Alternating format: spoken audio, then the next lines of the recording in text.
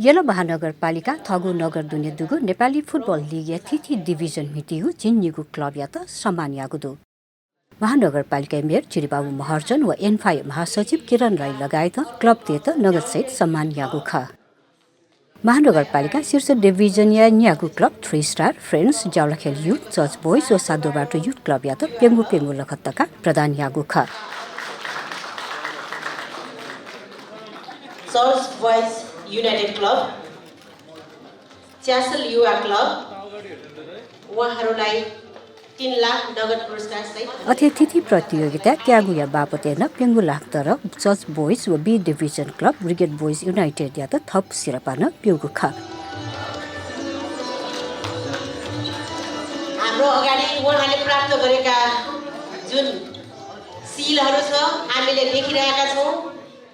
Brigade लिसे B division या मेगु निगु क्लब च्यासल व खुमलटार एफसी या तना सुंगु लखत्तका सिरपा ललागु ख दुईटा गोल्ड कप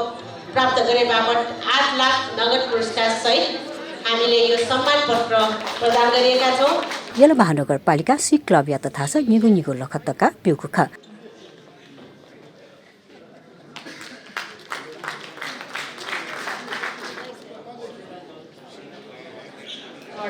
पुनः सफलताको कामना व्यक्त गर्न चाहन्छौँ। हस् धन्यवाद। हामी सबैको तर्फबाट उहाँलाई धेरै बधाई। यसले दुगुसी डिभिजन क्लब या खालीबारी पुल्चोक स्पोर्ट्स संसिखेल युथ व सानेपा क्लब या तन सम्मान यागु खसा ज्याजोले महानगरपालिका मेयर चिरिबाबु महर्जना आकिव ए डिभिजन क्लब मिटिङमा यसले या छमक्का समिया त मासिक रूपमा तलबिया व्यवस्था यागु त्यदिल एउटा कप या एउटा सिलको हामीले 4 लाख रुपैयाँ दिएका थियौं र त्यो बेला 3 स्टार क्लबले चाहिँ 8 वटा सिल र कप ल्याएर 32 लाख रुपैयाँको चाहिँ चेक बुझ्नु भएको थियो। त्यो चाहिँ अहिलेसम्म रेकर्ड ब्रेकिङ छ है। कसैले यसलाई चाहिँ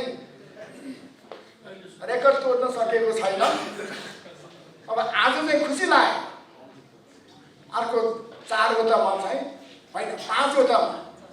चर्च बोइजले पुरस्कार प्राप्त गर्नुभयो भनेपछि यो पनि सेकेन्ड रेकर्ड ब्रेकिङ इभेन्ट हो। तसर्थ चर्च बोइजलाई धेरै शुभकामना र आशा गरौँ 3 स्टार क्लबले अर्को वर्ष पहिलाको जुन 8 वटा छ एकैचोटि 8 लाई लगाउन त गाह्रो पर्ला कतिको पनि 4 वटाको चाहिँ हामी अपेक्षा गर्छौँ है त। ज्याजोले उपप्रमुख मञ्जली साके वज्राचार्य प्रवक्ता राजु महर्जन एनफाई महासचिव किरण राई लगायत नवना दिएको ख